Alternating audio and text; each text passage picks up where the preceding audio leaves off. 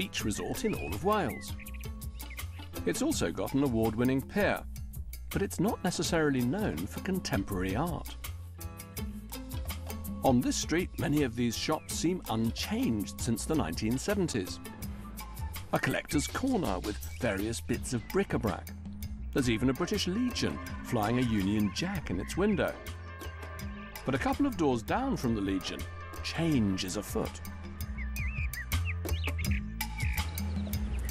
This is the Mostyn Gallery, and it's been transformed. It's now double the size and twice as ambitious. And when it opens its doors once more, it's going to be a showcase for Welsh and international contemporary art.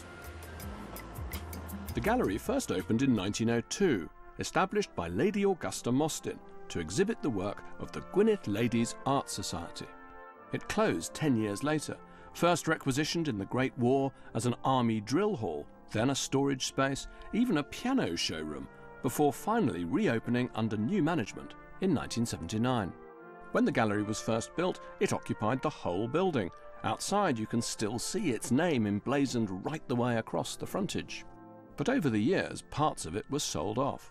This part was owned by the post office. This part was run by a succession of shops selling anything from wedding dresses to cameras. And as you came in through the doors behind me, all you'd really see was a corridor leading to the art galleries at the back. But now the galleries managed to reclaim all of this space so that here, where post office workers once sorted the mail, artists will now get to show new work. And yes, the shop is still a shop, but now it's the official gallery shop. But the central area is really dominated by this feature here, and it's pretty spectacular.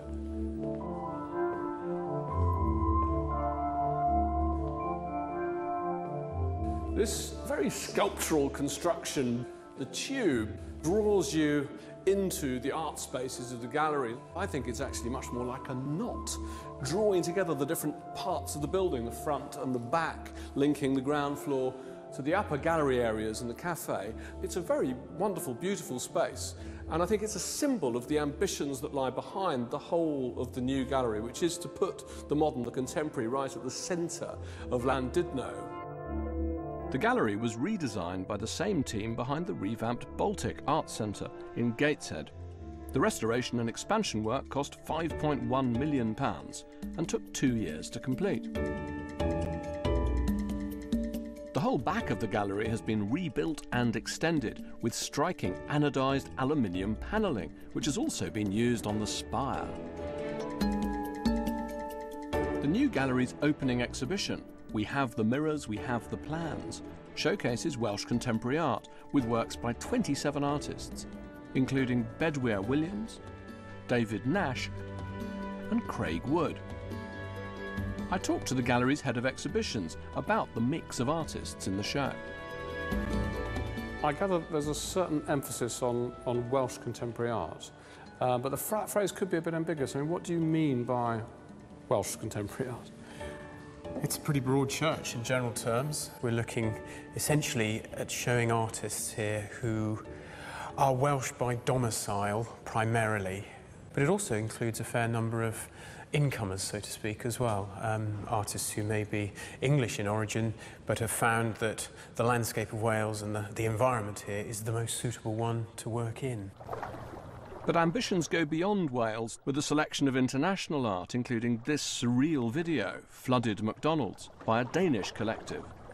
Superflex travel a great deal. They have a lot of exhibitions all over the world, and it's our view that it's quite fortunate that we can show that sort of work here at this moment in time alongside other work being made locally. One of the things that we've found time and again with artists who visit us for the first time, they're immediately struck with the quality of the galleries, and that's kind of our trump card. One of the local artists showing their work is Heather Morrison, who, with her husband Ivan, has a residence in North Wales.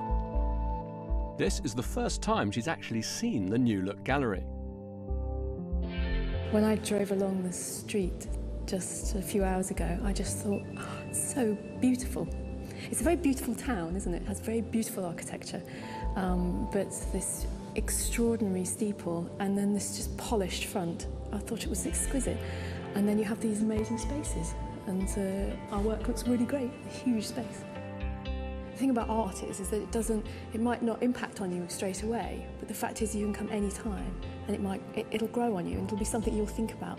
And it's so important in a town that it's not just about commerce and shopping. It's entirely part of the fabric of this town. It's extraordinary to think that this gallery was closed for most of the 20th century. But it's a new millennium, and after 2 years of rebuilding and renovation, it's bigger and better than ever before. The building remains Lady Augusta Mostyn's greatest gift to Llandudno. Open to all, free of charge, it's a legacy to be treasured. I think the key to the success of this gallery is going to be getting the balance right between the local and the international, but I think there's every sign that they're going to do just that. Up until now, the Mostyn has been one of North Wales's best-kept secrets, but I don't think that's going to remain the case for long. I think this place is going to be a big hit. And the new Mostyn's open now, just a stone's throw from Llandudno station. Well, that's all for tonight.